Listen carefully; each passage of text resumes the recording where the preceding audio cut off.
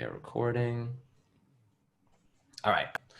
Let's start up in 3, 2, 1. Welcome to Fireside Giants. My name is Alex, my co-host Anthony Rivardo, and today we got the man, the Entertainah, Chris, on the line. Do your thing, man. Stand up. I want to hear it because you got me all hyped up.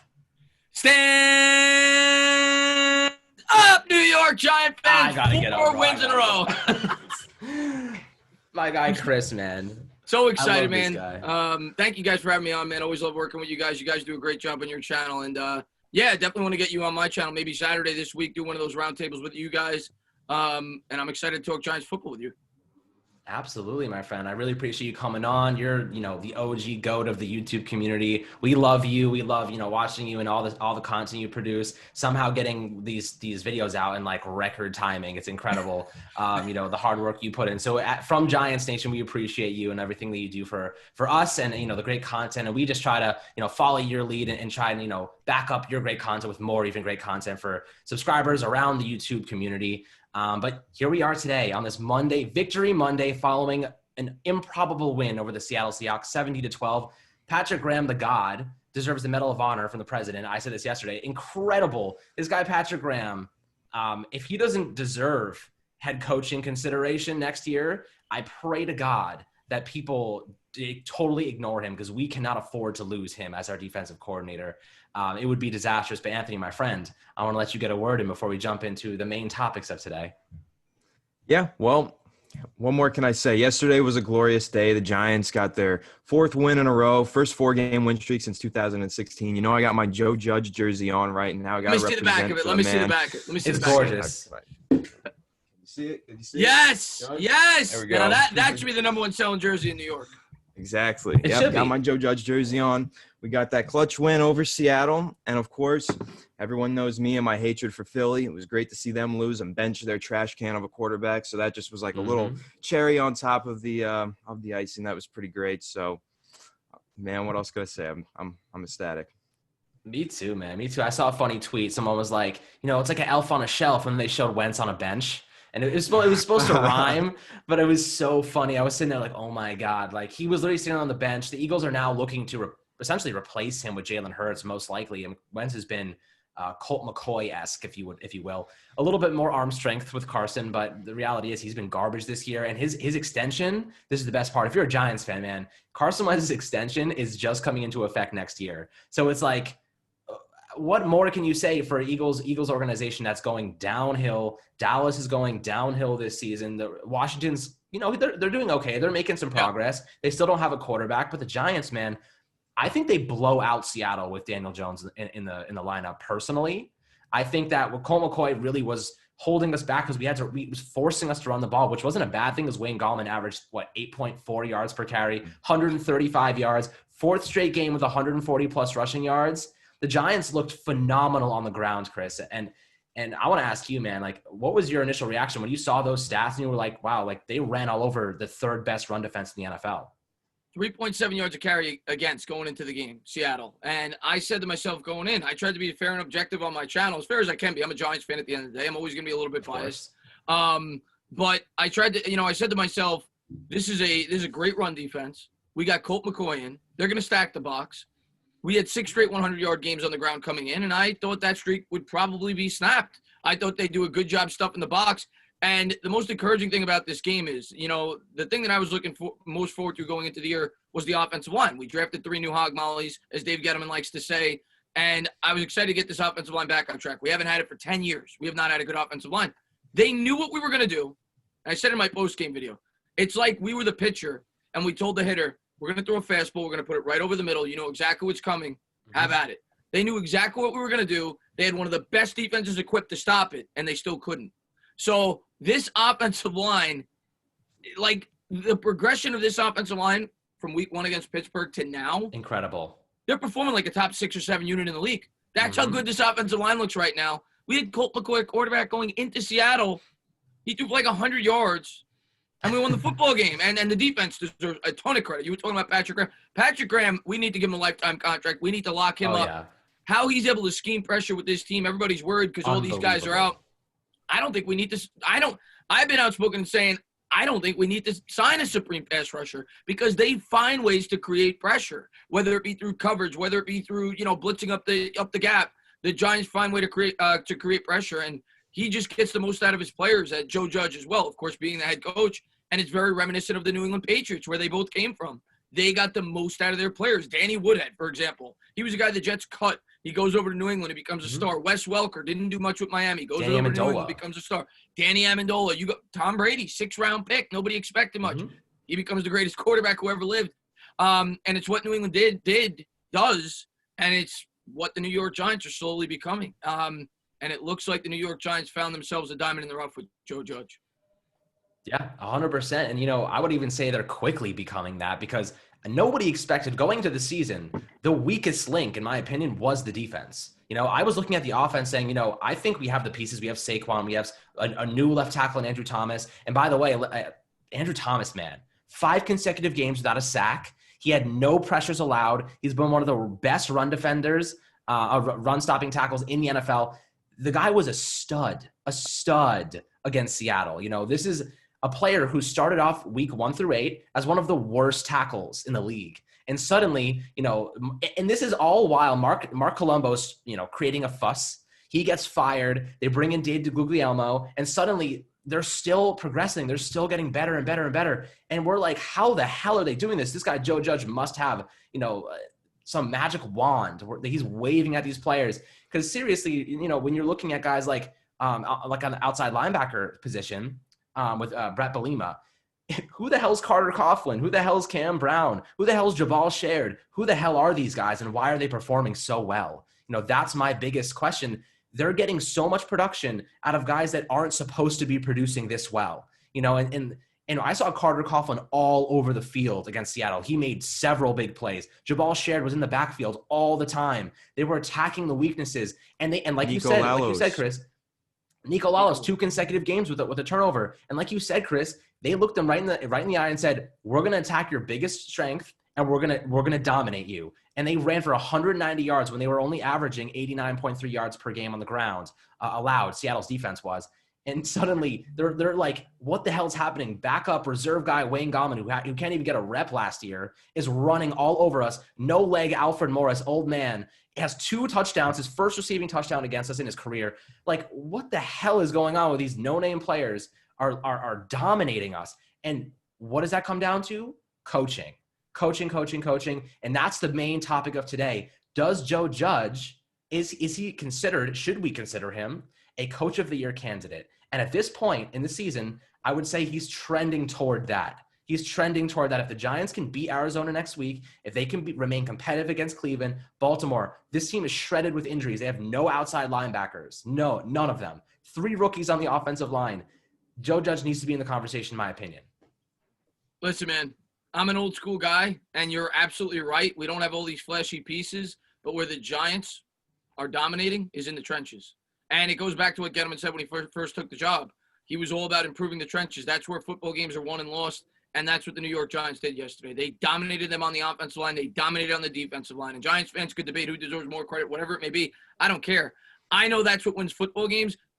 They had Russell Wilson. We beat them with Colt McCoy. We didn't do it because of the quarterback, okay? Everybody says the quarterback's the most important position, and it is. But at the end of the day, if you could dominate up at the point of attack, you're going to win more games than you lose. And that's what the New York Giants are slowly becoming.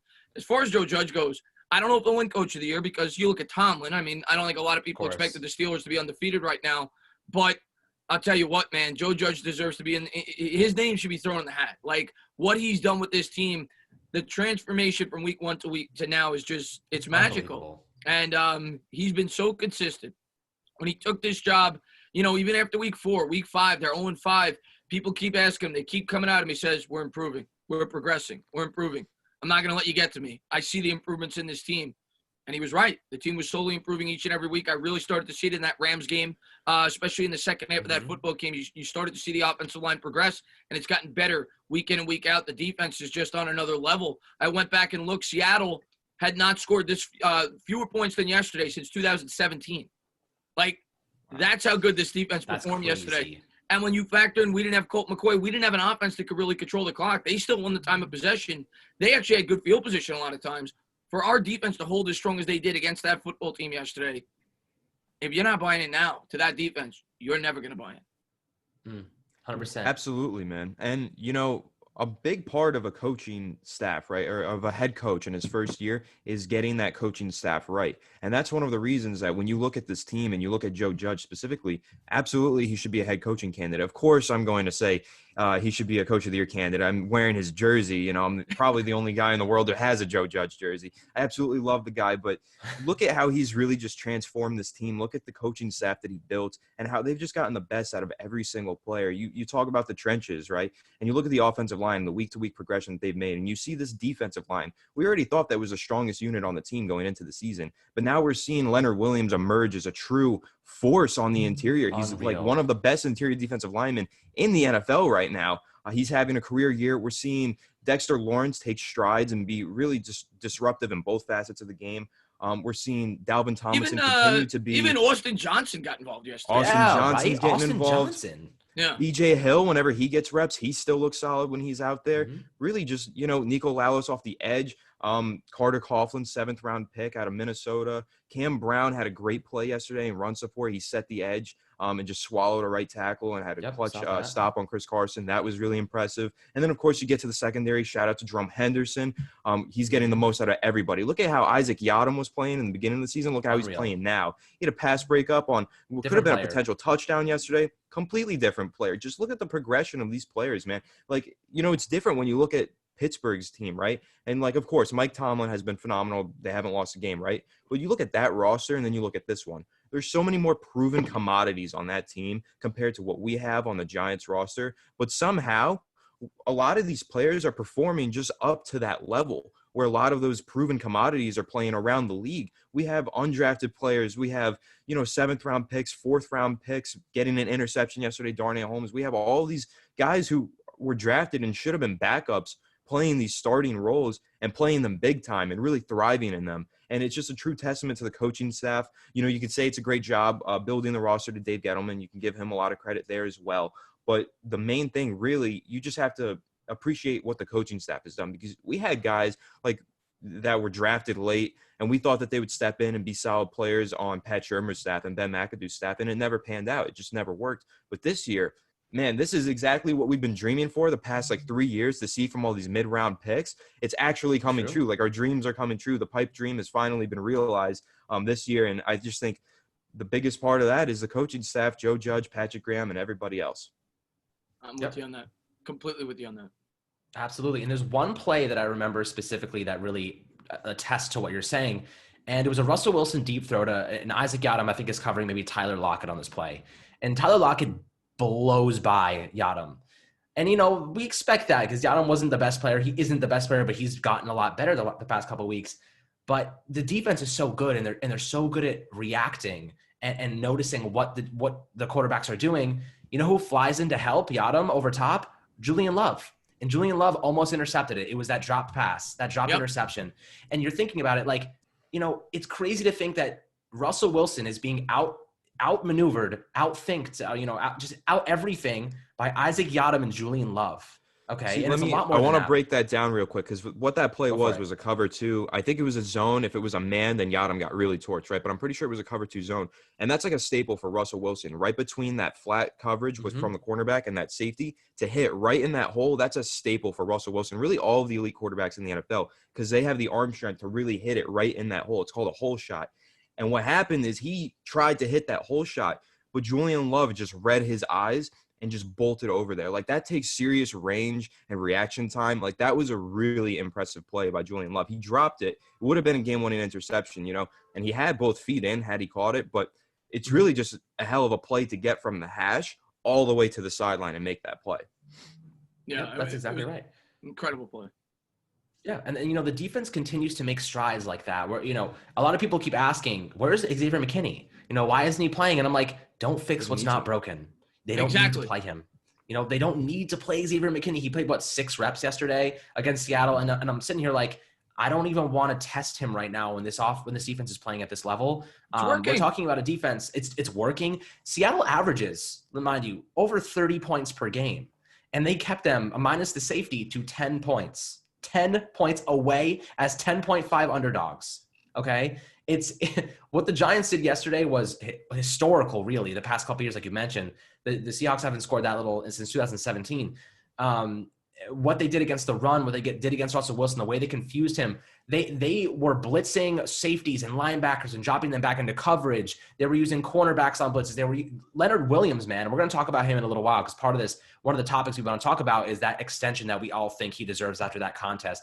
But before we get into that, I do want to mention one thing that a lot of people have been thinking about and talking about. Where does Dave Gettleman come into play in all this? What is his purpose? Did he really contribute to this team, and does he deserve credit?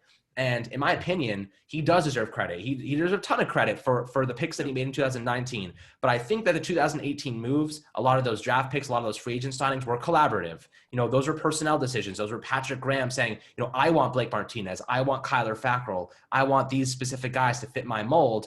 And I think Dave Gettleman was like, yes, I'm going to help you. I'm going to assist in those developments, in those basically the understanding of these players and how they will fit into the scheme. I'm going to do whatever I can to really help you figure it out, because that's what GMs should be doing. They shouldn't be making all the personnel decisions and handing them over to the coaches, right? Listen, man, that's what good organizations do. And to me, that's almost crediting Dave Gettleman to not be so prideful. Absolutely. And to say, and the other thing I'm going to give Gettleman credit for, and I said it all offseason, he put his legacy above his immediate future, because what Reese did in 2016 was he went crazy in free agency. He looked for an immediate impact player in Evan Ingram, and it set the franchise back. He thought long-term, Dave Gettleman. He thought for his legacy above his immediate future, because he could have easily went out there, signed the Byron Joneses of the world to 5-year deals, the Corey Littletons. Oh, yeah. He didn't do that. He looked for guys that his coaching staff said, I think this will fit. They went more short-term deals. They kept that cap flexibility open going forward. And you know what? Gettleman's batting 1,000 this offseason. Whether you want to give more credit to the coaching staff or Gettleman, it don't matter. I don't care who gets the credit. What I care about is we keep it intact because it's working. Like you said with McKinney, why am I going to change anything? It's working. You look at this offseason, Bradbury, Martinez, Logan Ryan. He got back Golden. Then he traded him for a 6th-round pick when nobody wanted him. We got a free 6th-round pick out of it. Isaac Yiadom, we give up a 7th-round pick to get. He extends Gates before the year starts. If you would have waited till after the year, you're probably paying him $8 million a year. Instead, you're paying him $3 million. Everything the guy's done has turned to gold. Andrew Thomas, all the rookies contributed yesterday. Gettleman deserves some of the credit, and for everybody that wants to give Judge all the credit, well, Gettleman was responsible for hiring him. And then people bring up Pat Shurmur, right? They said, well, he hired Pat Shurmur, so that's a knock on him. But my take on that is this. What coach wanted to take this job? It's like his hands were tied. Because in 2018, who's going to want to come here to coach a 37-year-old quarterback with no cap space, a declining roster, so he didn't have the pick of the litter? You know what I'm saying? And I feel like ownership had a lot to do with the failures in 2018, and I think a lot of people don't recognize that. I'm not saying Gettleman's perfect. He's not. He's far from it. But there's a lot. Every GM in the league makes mistakes. Every GM in the league makes mistake. You're never going to have a GM who bats 1,000. And at the end of the day, he was brought in here to rebuild this roster, and that's exactly what he's doing. This team is much better than their record indicates at 5-7. If we had a normal offseason, we have at least 7 wins right now, maybe 8. This team got off to a slow start because of it. They would have been a more advanced team by the time we played the Eagles the first time when we blew the 11-point lead. We'd probably win that game. We'd probably win the Cowboys game. We'd probably beat the Bears week 2. This is a much different team if we had a normal offseason, and Judge deserves a ton of credit for it. I am part of the Joe Judge fan club. If I could buy a Joe Judge jersey, I'd buy it. But Dave Gettleman deserves just as much credit. He had a fantastic offseason, and I think Giants fans need to recognize that. Yeah, no, I mean, that's totally reasonable. You're one of the top-ranking officials in the Joe Judge fan club. I grant you that honor, since I'm the leader of it, But no, yeah, of course, man. Dave Gettleman, he had a phenomenal offseason. You brought up he had obviously a big say in hiring Joe Judge, so we do have to give him a lot of credit for that, and really a lot of credit for being collaborative. And I want to give a quick shout out to Mike Too Nice, our former co-host here. He brought up a point where he said he wants in the offseason, if Joe Judge wants to keep Dave Gettleman around, then absolutely they should keep Dave Gettleman around. If Joe Judge wants to work with somebody else, then they should allow him to work with somebody else. It shouldn't be ownership's decision. It should be Joe Judge's decision. And I 1,000% agree with that, because in Joe Judge, we trust, man. He is the guy. We are all so sure in him. We've been a little shaky on Dave Gettleman. He had a great offseason. He's looked great in collaboration with Joe Judge. But really, whatever Joe Judge wants is exactly what I want. And so, yeah, Mike hit that on the hammer. Hit the nail on the hammer, or the head on the hammer, whatever, man. You know what I mean. The nail on the head. The nail on the head. Thank you. I don't know why I can't get my words out, but that was exactly right, and I completely agree with that. Listen, really... I agree with you. At the end of the day, Joe Judge is the future of this team, and Gettleman will get his credit even if he does get relieved of duty after this year, which I don't think is going to happen. Because if I'm Joe Judge, you have a GM that's working collaboratively with him. It sounds like Joe Judge had a lot of say in the personnel decisions. They have a very similar mindset. You listen to Joe Judge, he's very old school, much like Gettleman. He believes in building a tough, hard-nosed football team. You win in the trenches, and that's what this team has become. And not to mention, if you brought in a new GM, it may add added pressure on Joe Judge because he has no ties to Joe Judge to begin with. So if I'm Judge, I think the best possible situation is Gettleman stays aboard. I think they had a great offseason together. And I'm, like you said, I'm gonna go with whatever Joe Judge says at this point. He's done a great job. He fires Colombo. A lot of people question that. The offensive line looks even better. Andrew Thomas yesterday had the highest PFF grade of any rookie left tackle in football this year. He was over 87. He's been phenomenal. And regardless, Gettleman deserves his credit this offseason. Joe Judge is the future. But I do think they'll bring him back because I think it's in the best interest of Judge, and I think it's in the best interest of this football team. I actually do agree because, like you guys have keep mentioning, the collaboration was there. And I actually think that they are on the same page because they both want the same thing. The Saquon Barkley pick is one of the most, debatable things you can make. But the reasoning behind it leads back to Joe Judge's initial statements. We want to be a hard-nosed, ground-and-pound football team. So they went out and got the best running back prospect in the last, 20 years. They're like, we want to run the ball. That's what we want to do. And, next year, I think we're going to see something incredibly special because Saquon Barkley in his first 2 seasons had one of the worst offensive lines that you can ask for. He had joke of an offensive line. This is finally a unit that is really coming together and showing progress every week. And you put a guy like Saquon behind that line and ask him, do what you do, take advantage of the holes, the gaps that are opening up here and break those tackles. And we know he can do it. I think we're going to see something very special next year. And I think that, the collaboration between Judge and Gettleman is working very well. I think that tandem, they're on the same page. They know what exactly they want to do. And it's very clear based on the fact that the Giants, like you mentioned before, have 6 or 7 straight games with 100+ rushing yards. They're focusing on running the football. Daniel Jones is a complement to that. Daniel Jones is a running quarterback in a run-first scheme. That is exactly what they're trying to do. And when you have a run-first quarterback, injuries are probable. Injuries happen. But then you put in Colt McCoy and they still run it down your throat because that is what their scheme dictates. We're showing that the quarterback position isn't the bread and butter of this scheme. You look at the Titans last year. They went to an AFC championship with the same philosophy. They had a very, efficient quarterback with Ryan Tannehill, but they weren't airing out the football. You look at the Niners with Garoppolo. They went to the Super Bowl. You can win football games playing nasty, dirty, sloppy football. That's how games are won. They're won in the trenches. That's exactly what the New York Giants have done. And I'm with you. Right now, the New York Giants strategy coming into the year, and rightfully so, it's what I thought they should have done, was to make Daniel Jones a complementary player, not a player that leads the team. That doesn't mean that in 2 or 3 years he can't become that. Eli Manning at this point in his career is exactly what Daniel Jones is now. Second year, Eli Manning, they went 11-5, but Eli Manning, well, he did have some nice comebacks. He had very little, he wasn't the main focal point of that football team. It was running the football, relying on that offensive line and relying on that great defense. That's exactly what they're doing with Jones. And to be honest with you, it's what great organizations do. They do everything in their power to support their quarterback so he doesn't turn the football over and make bad decisions. I love this style of football. And next year, like you said, when we get Barkley back and if he's 100%, and this offensive line is another year together, they're cohesive. They're only going to be better because they're young. And you add on top that we're probably going to add a wide receiver. We're going to add a threat, whether it be in free agency or the draft, which is going to take more attention away from Barkley. This offense could go from one of the worst to one of the best real quick. Really quickly. And Anthony, right before, I know you have a lot to say, but I want to add one little piece of knowledge. But before this, like we mentioned, Daniel Jones has been a complimentary player. And I made the argument, he's been phenomenal for what they've asked him to do the last 3 weeks before the injury. And people ask me, where are his touchdown passes? Why isn't he throwing touchdown passes? Like, why isn't that category better? And I said, think about this for a second. The Giants and Wayne Gallman had 6 touchdowns in 5 weeks. All of those touchdowns came within the 5-yard line of the opponent's red zone. So let me ask you a question. Does it really matter that Daniel Jones doesn't have receiving or passing touchdowns when Wayne Gallman's running it in from the 1-2 yard line because Daniel Jones doing all the hard work. He's getting them all the way there and giving these touchdowns away.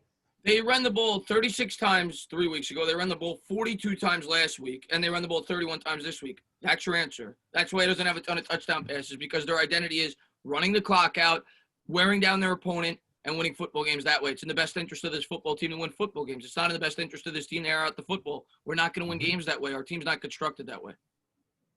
Right. Anthony, what do you think?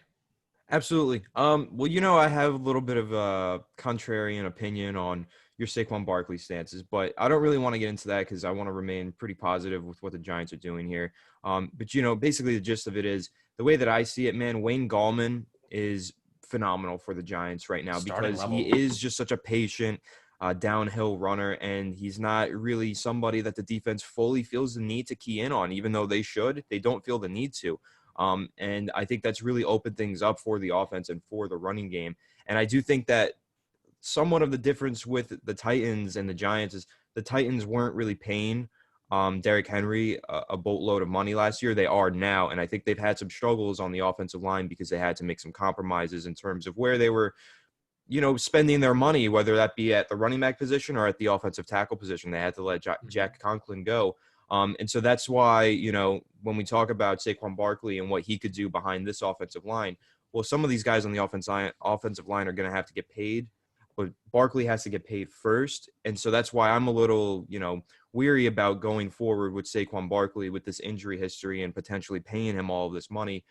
When you have a guy like Gallman on the roster who's going to be, worth a fraction of the money and is really just efficient and plays that brand of football that, like Chris mentioned, really won us championships in the past. And I love this, build through the trenches mentality and philosophy, especially on the defensive side of the ball. You really see that with, Gettleman has invested so much into the defensive line, but it's all paid off. That is one of the best defensive line units in the NFL, and there is no debating that with Leonard Williams, Dexter Lawrence, and Dalvin Tomlinson.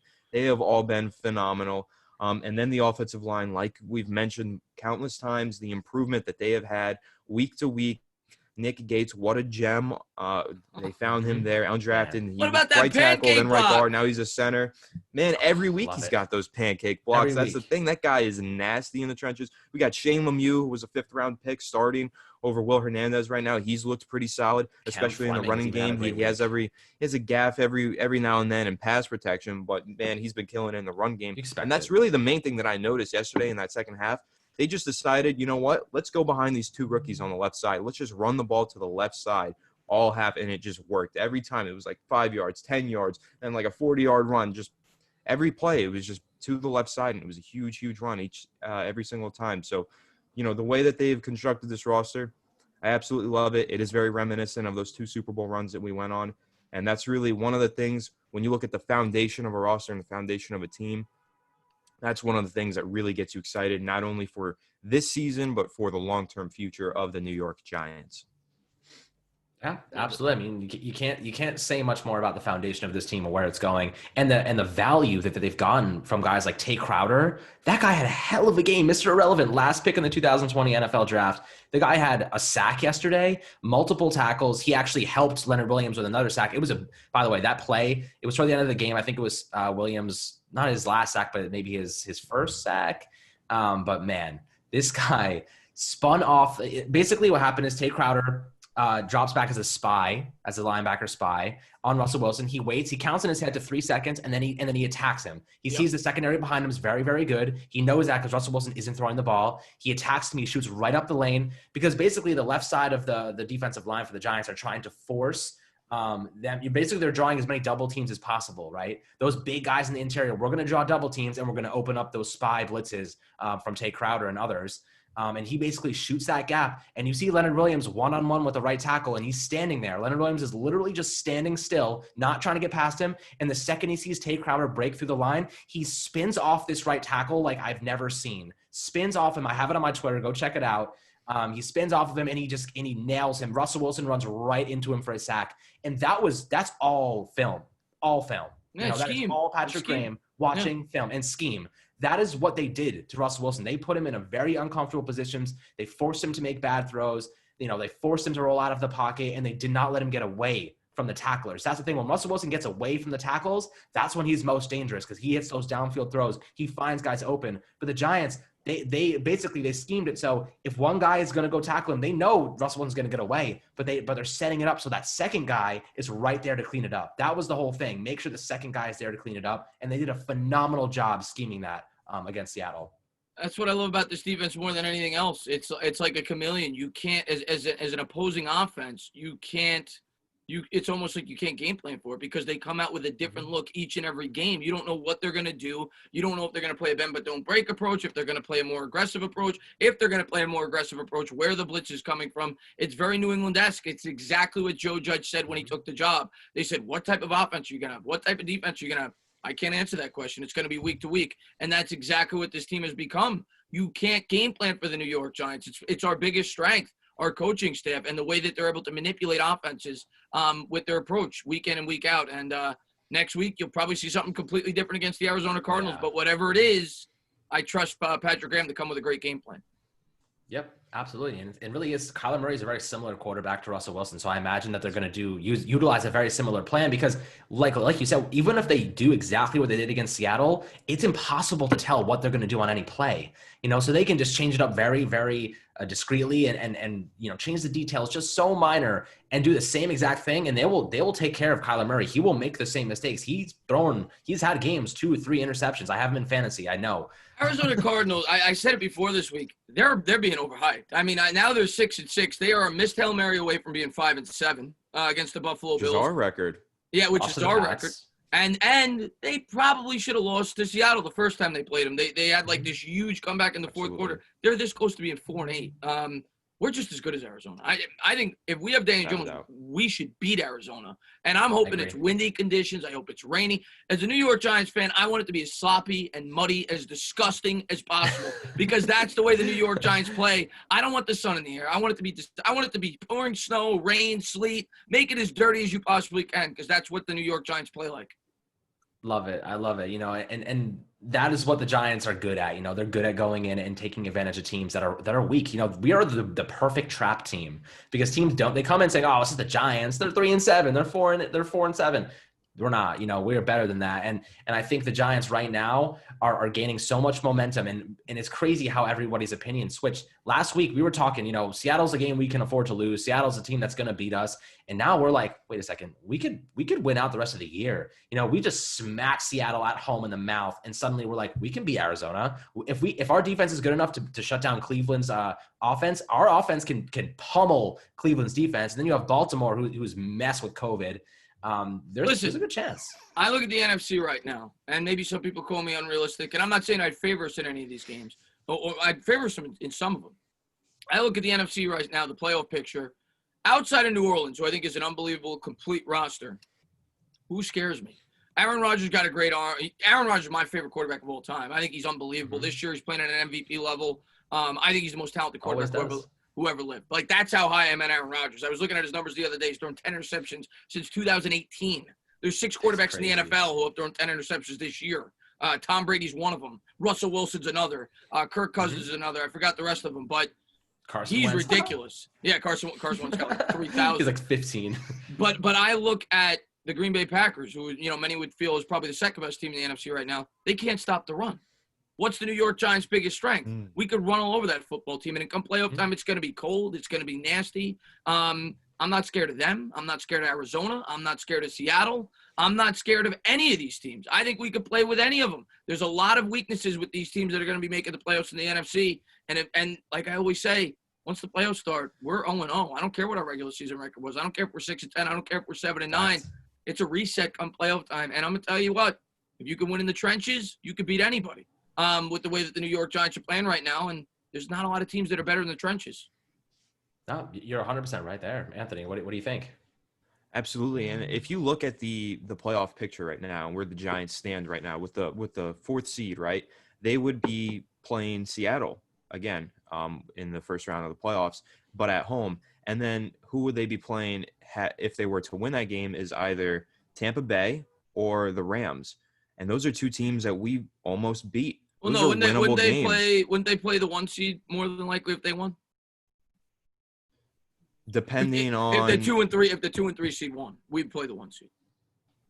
Right. Yeah, because two plays 7, 3 plays 6, 4 plays 5. So if we won and all the favorites won, we'd probably play the Saints. Okay. Oof, that'd be tough. Yeah. I guess I'm a little confused with the 7th seed now. But with the 7th seed now, I'm a little confused. We need some upsets. We need the 7th seed to pick up the 2 or whatever. Yeah. But on the side of the bracket that we're on, there is a lot of favorable matchups, is what I'm saying. Oh, for sure. For sure. I completely agree. And somehow the Vikings right now have the 7th seed. That's a team that I'm not afraid of at all.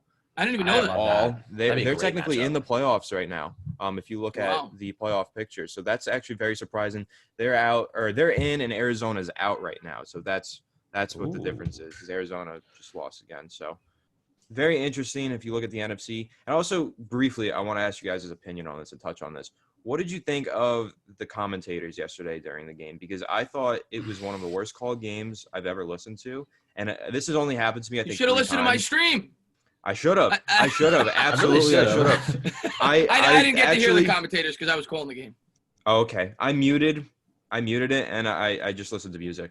Yeah. And it was a good vibe, though. It was a good vibe. But then that guy, Mark Schlereth, who was doing he was calling the game, he went on Twitter and just started ripping Giants fans. And it was very strange. It was very unprofessional and weird. I've never seen anything like it, where this guy was really just going after Giants fans. And, I don't know. I thought the guy was drunk, but he continued to do it this morning. So very weird stuff. Yeah. So salty. One of my Twitter followers pointed me out to it because I was busy all night partying. And one of my Twitter one of my Twitter followers pointed me out to it, and I saw it, and I retweeted. I gave my opinions on it, but Schlereth, man, I don't know. I don't know what he's doing. He came at the Giants. Oh, you guys act like you won the Super Bowl, whatever it may be. The media all year, all I heard from the mainstream media, I'm not talking about New York Giant beat reporters, like the ESPNs of the world and everything else. Giants are going to win 2 games. Giants are lost. Joe Judge is a lost cause. This team's going nowhere fast. Giants suck. Blah, blah, blah, blah, blah, blah, blah. We've won 4 straight now. It's time to eat some crow. I don't want to hear people saying, shut your mouth. It's time for people to eat some crow. It's time for all the people that hated Joe Judge to eat some crow. It's time for all the people that hated Dave Gettleman to eat some crow. It's time for all the people that said that the offensive line sucked to eat some crow. We had people in this fan base after week 2 that said we should be tanking for Trevor Lawrence. We had people after week 3 that said that Andrew Thomas was the next Eric Flowers. I tweeted out, I said, that's like comparing Rosie O'Donnell to Halle Berry. They're not even close. It's not even close. Andrew Thomas is on another level, and he's definitely showing that he was worthy of that 4th overall pick. So it's time for a lot of people to eat some crow. And if you're a New York Giants fan, get on board now before the train takes off, because this team, I'm not even just talking this year, we got a bright future ahead of us. We're leaving the bandwagon. The bandwagon's gone, man. We are leaving all the people behind that don't want to hop on right now. We remember. But you know what we've done, and before we dive into Leonard Williams to wrap up the video, the mesh between having a great defense and a great running game is really special, because the Giants aren't clicking on all cylinders right now, right? The defense is clicking. The special teams has been a disaster the past 2 weeks, and the offense really hasn't been anything to write home about. You know, it's really the running game, the passing game has been okay. Without Daniel Jones is basically non-existent, but with only the defense really clicking in the running game, this is what it means to the Giants. And, one category that I always harp on every week is time of possession. And when the defense is playing really well, you need the running game to play really well. And the reason behind that is because if the running game is doing well, you're wasting time off the clock and you're keeping the defense off the field. Those guys need rest. In the 4th quarter, they were gassed, and you could tell, because that one drive where the Seattle had that touchdown, they looked gassed. Chris Carson had that reception, that touchdown reception. And I was like, oh man, this, if they get the ball back, I'm worried. But Patrick Graham has found ways to close out games. That's been the mantra. The Giants' last 3 losses have been by a combined 6 points. 6 points. And 3 of our wins. 3 of our wins are the defense closing out the game. You had the scoop and score. Last week you had the other fumble recovery, and this week the defense closed it out. Logan Ryan's interception. Yeah.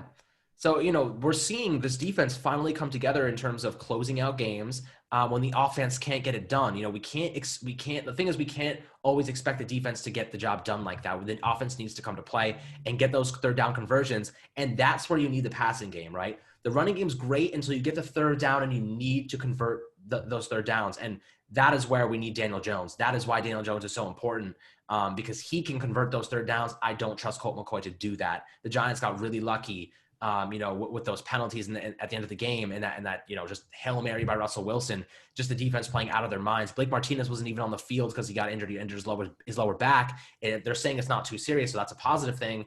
We're seeing this team come together, but we need to see all three units click, because once the special teams comes back and plays really well, like we know they can, this has been a really weird, strange 2 weeks for us on special teams. I think that this team is going to be one that other teams are coming in and they're saying, we could get smacked by the Giants right now. We could get bulldozed like they did against Seattle with just their defense and running game. If their offense is clicking on the passing game and their special teams is clicking and their defense is clicking on third downs, we're going to get our ass kicked. And that's kind of the football that I'm looking forward to. Like you mentioned before, Chris, the bandwagon's leaving because this team is just getting started. Shit, we're just getting started, man. And you hit it on the head, man. When you're a team that wants to build around a good defense, man, you want to have a good running game, because that's what rests the defense. One complements the other, and that's exactly what the New York Giants are starting to become. And I'm loving every second of this football team and how they've grown it. I'm just looking forward to Arizona, man. It's this week was our biggest win since our last Super Bowl. I really truly believe that. I really truly believe that. I think it was a turning point. It was a turning point. It was a step, and it was a culture building win. That's the best way to describe it. Yeah, that was one leap for man and two leaps for mankind. That was like, it was like moon landing type of freaking jump. I swear. Like, that's what it felt like, the energy behind the fan base, the energy from the players, everybody after the game, it's just, even Joe Judge said, this team is on the rise, and he's leading that team. Think about a team right now. Think about Dallas. That team imploded after they lost 3 games. They weren't terrible, and they're calling each other out. The coaching staff is calling on the players, and Joe Judge, man, this team's 3-7, and he had them were 1-7. Bought in. We were 1-7. 1-7. Yeah, we won 4 straight. We were 1-7, and the thing that I love about this team is they've had every excuse this year. Every excuse in the book.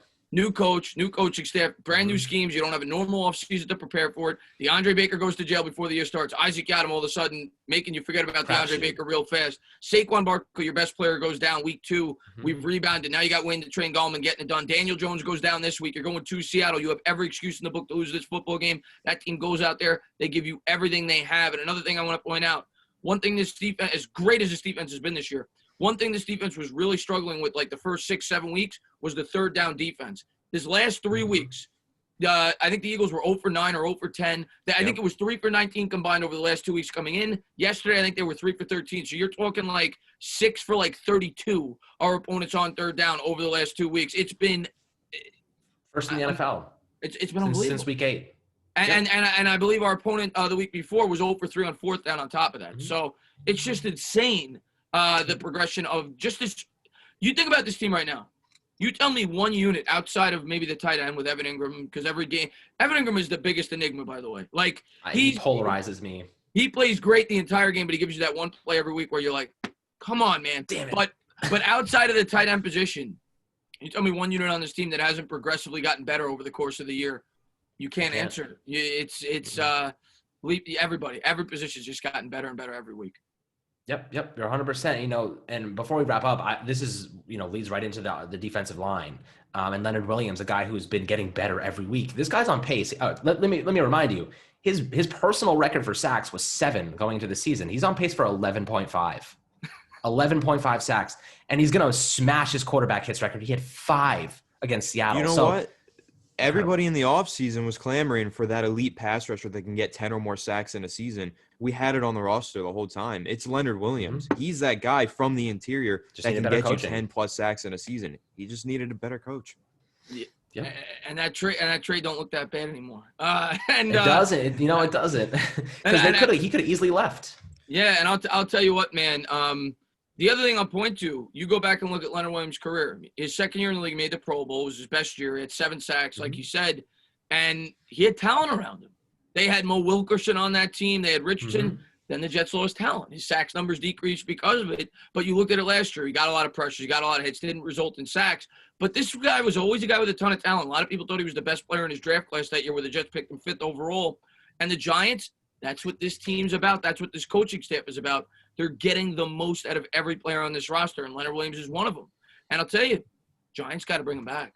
Giants got to bring him back. They do. He's the heart and soul of this defense. This defense, even last year, before Joe Judge got here, you saw this defense improve dramatically when Leonard Williams became a part of this football team. And absolutely. He's playing like one of the best. He's playing at a near all-pro level. That's how good he's playing this year, and he deserves to be compensated for that. And I also want to point out, when he was with the Jets, he was being coached by Greg Williams as a defensive coordinator, who might have called maybe the absolute worst defensive play call that I have ever seen in my life to blow the game against the Raiders yesterday. Yeah, so fired for it. Yeah, he got fired. Literally got fired. That's who he was being coached by. That was holding Leonard Williams back. Now he's here. He's got the talent around him, as Chris mentioned. He's got Patrick Graham coaching him, Sean Spencer, Coach Chaos, as they like to call him. Now he is thriving, and yes, absolutely, he should be signed to a long-term extension. Have to. We don't have a choice. Yep. And Leonard Williams said this about Joe Judge. He literally said, if players like to win, they will like Joe Judge. Okay? And that's the Patriots way, man. If you like to win, you like the hard-nosed, like, disciplined coaching style, right? Yep. And, well, you know what? Players are willing to be disciplined if you're winning football games. Players will buy in. And why this worked was Joe Judge came in. It was perfect fit. If Joe Judge goes to the team in 2018, it may not have worked because you had a lot of guys with egos. You had veteran players, guys like Janoris Jenkins, guys, Landon Collins. You had veterans, guys that had been in the league for a little bit. May not have worked. Odell Beckham, whatever it may be. You had a team with young players trying to establish themselves as professionals, and yet a couple of veterans that were known as guys that bought in. And that's exactly what they have here, and it's why it's worked with Joe Judge, and he's built it from the ground up. And once you establish that, players from the outside looking in says, "Oh yeah, I could go there. I could have fun with it. I could have fun with the New York Giants. I could buy into what Joe Judge is selling me." You've seen it with New England for years. Players want to go to they'll buy into a culture when you're winning football games, and that's what the New York Giants are starting to do. That's exactly right. This team is developing, and Leonard Williams, but before we wrap it up here, I want to ask you guys, what do you think he's going to garner? Like, what kind of money do you think he'll ask for? I think he could make as much as $18 million per season with the way he's playing this year. It's tough to gauge the market because we don't know what the salary cap's going to be. A lot of people are thinking the salary cap may dip to 175, 180 this year. It was 198. If it dips by 10%, that would mean that his market would dip by 10%. That's just the way it works. But, he got 16.5 this year on the franchise tag. I would guess it's at that minimum. That's what it's going to be on a 3 or 4 year deal. And it could be upwards of 18, maybe even 19, depending on the interest that he gets there out in the open market. But at the end of the day, outside him and Peppers and Bradbury are probably our three most important players on this defense. You got to pay him. You got to keep this thing together. We talk about, at least I talk about all the time, continuity on the offensive line. It's the same thing on the defensive line, man. These guys are learning to play with one another. And it may be a short-term deal. You look at the market, it's going to dip next year. If I'm a player, I may want a short-term deal because I say to myself, when the market increases the following year, then I want to strike it big and get that 3 or 4 year deal when my market's even higher. So I have to wait and see, what these guys are looking for. But regardless, I would like to keep it no more than 3 years for the simple reason that we know we're going to have to pay some of these other players going forward, guys like Daniel Jones, so on and so forth. Maybe you front load the contract so you have the ability to get out of it after 3 years if we start to see a decline in play and give him a 4 year deal, whatever it may be. But you have to keep this guy in this football team. Yep, absolutely. Yeah, I think you have to keep him around. I think the 3 year deals, Alex has mentioned this numerous times. That's been a theme for the Giants. If you look into last offseason, James Bradbury was a 3 year deal. Blake Martinez was a 3 year deal. So that's something that the Giants like to do. So I wouldn't be surprised if they tried to go that route with Leonard Williams. But, playing on the franchise tag at around $16 million this year, that is obviously the floor of where he's going to get paid on average annually going forward. I really do. When you look at the other defensive linemen that are getting paid a lot of money, Kenny Clark from Green Bay, $17.5 million, Trey Flowers, $18 million. I think he's right there with those players, probably better than them. I could definitely see him commanding 18 to 19 million. Once you see Chris Jones at 20 million and DeForest Buckner at 21 million, I think then you're starting to push it, right, with Leonard Williams, because he's not Chris Jones. Chris Jones is, absolutely one of the best defensive players in the NFL. While Leonard Williams is phenomenal, I do think he's better than Trey Flowers and Kenny Clark, though. So I could see him getting 18 to 19 million dollars. I don't see him cracking 20. Of course, the salary cap has a lot to it's going to play a lot into the type of contract that he gets and how that gets adjusted because of COVID. But I think that he's fully deserving of it. you look at the rest of the roster, you're going to have to cut some guys to free up some space to make it work if you also want to keep players like Dalvin Tomlinson and Logan Ryan, these other guys. Yeah. Like Nate Solder, I think, is the obvious one. He's got to get that'll save you move on 10. from that contract, right? Golden Tate, I think that's pretty Kevin clear. Zeitler You even want might to be move on gone. from that. Kevin Zeitler, I think, that's the biggest question. He played. That I is the love biggest Kevin question mark. Zeitler, He though. played I every love Kevin snap Zeitler. yesterday, though, which kind of signals to me that they're not even doing the rotation with him. They're keeping him in on. He's every our most single snap. consistent. He's our most consistent. He's been one of the best guards in the league for a while now. So I do think they keep him, but if they want to make that move, if they want to somehow get all those guys extended, I would too. And especially if they are going to look in free agency to try and sign a wide receiver, it might be like, would you rather have this guard or would you rather have this playmaking wide receiver that could just open up the offense? And that might be what it comes down to. And I've said this before. I think that if the Giants were to go out there and sign a guy like Allen Robinson or Kenny Galladay, it would be like what the Giants got when they signed Plaxico Burress in free agency from the Pittsburgh Steelers. I think it could open up the offense completely and really just take this team to that next level offensively. That's my thoughts on that. And yeah, if it's a possibility to bring those guys in, I'm with you. But I look at the cap right now. And again, it's all predicated. We don't know what's going to happen because we don't know. It's all estimates because we don't know what the cap's going to be. Right. But if they have about $20 million in cap, which is what most people say, like you said, you cut Solder after June 1st, that saves you 10. You save, I think, 6 with Tate, gives you another Golden 6. Tate, yep. So you're at 36. Kyler Fackrell's off the board, 4.6. Fackrell, Cam Fleming. Yeah, little moves will probably give you an extra 8 to 10. And then Zeitler would give you another 12 to 14. If you were able to trade him, you'd save 14, 12 if you cut him. That'll be the biggest question mark. I think Shane Lemieux will have a lot to do with that. But if you are able to create 50 to 55 million of wiggle room and you give, say, 17 to Leo, that gives you about $35 million. And then you say to yourself, well, do we bring Dalvin back for 10? Do we bring Logan back for 7 or 8? And those are the decisions you're going to have to make. Or do we try to save $18 million or so and go after a wide receiver and not bring back a guy like Dalvin Tomlinson? Do we have enough faith in a guy like B.J. Hill to get more of an expanded role? And those are going to be the questions that the New York Giants are going to have to worry about in the offseason. But right now, I'm going to think about this season because right now I'm hoping we pick 30. I'm hoping we pick 32. Yeah, no, 100%. What I think they'll do with Leonard Williams is I think that they're going to say, you can't let a guy that just got 11.5 sacks as an interior defender, you can't let him go. I think that they actually have to make the decision. It's going to come down to, do we keep Leonard Williams or Dalvin Tomlinson? And I think they end up actually letting Tomlinson walk because, Leonard Williams is dominant as a run defender and pass rusher. Dalvin Tomlinson's amazing. I love him to death. He's a homegrown guy, but he's a pure elite run stopper. He's gotten a lot better as a pass rusher, though. He's gotten better, but he's not Leonard Williams. He's not Leonard Williams. Leonard Williams is a pure 3 technique that is, you pay those kind of guys. Dalvin Tomlinson is a nose tackle. You don't pay guys. Those guys around and they all play together, and that's really what opens things up, in my opinion. I think it's very crucial to keep both of them. That's the way I see, because I think that they play off of each other. If I had to pick one, and Logan Ryan has been a tremendous leader for this football team. He has. But I look at this roster. I expect McKinney to get a more expanded role. Exactly. I look at Love. I look at Darnay Holmes. I look at Jabril Peppers.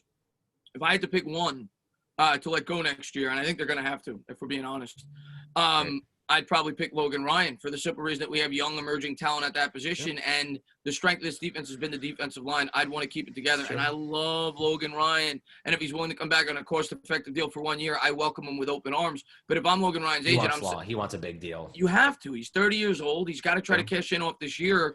And in the end, I think that's what the New York Giants are going to end up deciding to do. And it's a business. A lot of fans say you can't let anybody go. Logan Ryan. There's a salary cap, guys. Sometimes you got to make hard decisions, and Logan Ryan plays a position where we have emerging talent. And I'd love to keep him here. But I think in the end, I think we stick with Dalvin and Leo, and we probably let Logan Ryan go. Yeah. Hopefully, any of these guys that we let go, we're letting them go with a nice departing gift of a Super Bowl ring. That's what we're hoping for, right? Yeah. Also, I want to throw this out here, my little bold prediction, since we're talking about the contracts. I think there's a pretty solid chance that Nate Solder retires. I don't think, this year off that he's had with COVID, and we know he's been dealing with, a lot of really tragic family issues, right? And I wouldn't be surprised if he thinks the Giants are going to cut him, what incentive does he have to go relocate his family and have to do things all over again? I wouldn't be surprised if knowing that he's likely to be released this season, or this offseason if he were to just retire and move on. I have a question. If he retires. And I think that would free up a lot more cap space. I was going to say that. Money. I was going to ask that. I don't know how it works. Personally, I haven't done research. If I'm not mistaken, I think it does free up. I think so, right, Alex? I feel like Alex would know. I maybe we got to do a little more research on it, but I'm pretty sure it would free up his stuff. I think it would. I would imagine it would. It should, right. But I'm not 100% sure. Right. I wouldn't be surprised if he retires. I got to throw that out there. Yeah. He's taking himself off the market. The Giants would not owe him any more money because he's no longer a member of the NFL. Right? But if I'm Nate Solder, because I'm just thinking from dollars and cents, why would I retire when I could force the Giants to cut me and I still get whatever amount? That's what I was thinking. I would do that. I would just force. I would just force him to cut me. I know that might sign with another team. I know that might seem a little selfish to some people, but you're talking $9-10 million. If I'm Nate Solder, I'm forcing them to cut me, and I'm getting my money. Oh hell yeah! Yeah, hopefully retires. That'd be great. In terms of us saving a little bit more money, but I think he'll probably force us to cut him. Yep, I think so too. Maybe like best case scenario, we can actually trade him. Highly unlikely, but you never know. You got a higher likelihood with Zeitler in that situation. Yeah, exactly. Market. The offseason is going to be crazy because there's so much going on, like you said, with the cap. My 2 cents on it, I think that they end up letting Dalvin Tomlinson walk. They keep Leonard Williams and they go into the draft and they actually acquire another nose tackle that is really good against the run in like the third round. That's how I see that going. And then they spend that money on Leonard Williams and a number 1 wide receiver. And they let Logan Ryan and Dalvin go. They go and they get a number 1 wide receiver. They keep Dalvin and suddenly you have a very capable offense and you have Xavier McKinney to fill the Logan Ryan role. And then you draft a big like nose tackle to fill Dalvin Tomlinson's role because I think that they have the coaches and it comes down to coaching again. I think they have the coaches to do it. It's not like they're just replacing guys with terrible James Betcher, Pat Shurmur coaches. We're replacing guys into a coaching team that we have players, with a year of experience with, and we have coaches that can teach these new rookies. And we're seeing the influence of the rookies already, right? This guy, Austin Johnson, comes into the game and suddenly he's collecting sacks. Like, you got to. He's not a rookie. He was a free agent. No, I know. I'm just saying, like in terms of like they're getting the most out of depth and rookie young players. Yeah. Oh, absolutely. It's incredible. And they all have ties to members on the coaching staff. Austin Johnson played for Coach K as well at Penn State. Both of the Packers free agents obviously played for Graham well at Green Bay. And like I said, I think it was a collaborative effort. I think Gettleman put his ego aside and he said, yeah, I want to bring in guys that my coaching staff could get the most out of. I think he saw with Patrick Graham that he liked a lot of these players, but the coaching staff sucked and they didn't get the most out of the talent that he provided them with. Like I think about DeAndre Baker. Imagine what Baker would have done with this coaching staff. If he came in as a rookie and we had this coaching staff, they would have lit into him. They wouldn't have let him fall asleep in meetings and stuff like that. They would have broken him like a new horse. So, a lot of, the failures of Gettleman could probably be attributed to a very poor coaching staff. Good point. So, I completely agree with that. So that's my take too. Everybody likes to bash Gettleman for everything. He didn't necessarily have the guys that could have got the most out of the talent that he was trying to provide the team with either. Good point. And I'll also say it's fun talking about what could be a crazy offseason upcoming, but man, what's it matter, dude? Let's talk playoffs. Let's go, baby. Let's talk playoffs. Let's go, baby. Giants, let's go, baby. Let's ride Joe Judge and the New York Giants all the way into the playoffs. One week at a time. Just as Joe Judge always says, 1 week at a time.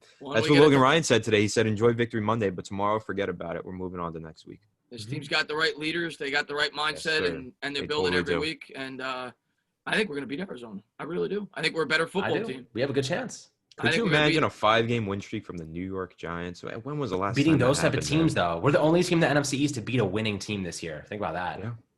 Yeah, and after this week, we're best team in the NFC East. Arizona's going to be a losing team because they're going to be 6-7, and so we're going to match them. So. That's energy. I like that energy. I can't wait, man. And then we got the Browns are going to be a test, but 1 week at a time. Let's beat Arizona this week and let's lock up this division. Yes, sir. Absolutely, my friends. Well, I appreciate it the Entertainah Chris coming on the channel. Yes. And, you know, I want to come on your channel next week, next Saturday, roundtable. Let's talk it up. I'd love to do it. You know, you have one of the best out there. So I just really thank you, you know, for coming on. And to our subscribers to listen to Chris, make sure to go. If you don't already subscribe to his channel, I guarantee you do. And if you don't, make sure to go check out Chris. The guy is phenomenal. You know, the best video content you can really get out there. Oh, yeah. He's just an awesome, really just a great person and guy to interact with. So, you know, much love to you, Chris. And, you know, I hope you have an awesome week. You know, Victory Monday, Victory Week. This is a really good one that we want to appreciate. And Anthony, of course, my co-host, much love to you as well. Yeah. And I'll give you the last word. I just want to say, man, like this last week or two, I want to give you a lot of credit. Like you guys, you guys are also writers. Like you guys have your own website. You know, you guys are trying to basically be almost like a part of the media, but you guys hold the media to a certain standard. You're not one of these guys that ignores the fallacies of guys like Jordan Renan and what's the guy on the Daily News, Pat Leonard. Like writers like that, I can't stand them, and I want to hold you guys to credit. I see you guys on Twitter. I see what you say. You guys know that it's a lot of bullshit, and I think that you guys are doing a great job. I read some of your articles from time to time. I've quoted you guys a couple of times in some of my videos, and I think you guys are building up a really good channel, and keep doing what you're doing. I want to say thank you for the kind words. I love working with you guys whenever I get the opportunity. I just try to work with everybody in the Giants community. That's why I don't work with you guys maybe a little bit more. But, you know, I think it's about building it up, man, and that's always been my take. A lot of people look at YouTube as a competition. I've never looked at it that way. I've looked at it like if you guys grow, it's going to help me grow, so on and so forth, and help each other out, man. And I think you guys do a great job. I think you guys have a level head. I think you judge the team pretty fairly. I love working with you guys. So let's go get this win. Let's beat the Arizona Cardinals. Let's get to 6-7. Keep up the great work, and then, you know, we'll hopefully be talking in a couple of weeks about this team going to the playoffs. Absolutely. You know, you heard it from Chris first. Let's 1 week at a time. Let's get this win next week. We'll catch you guys on the next one. Appreciate all the listeners that made it through the whole video, and thank you again.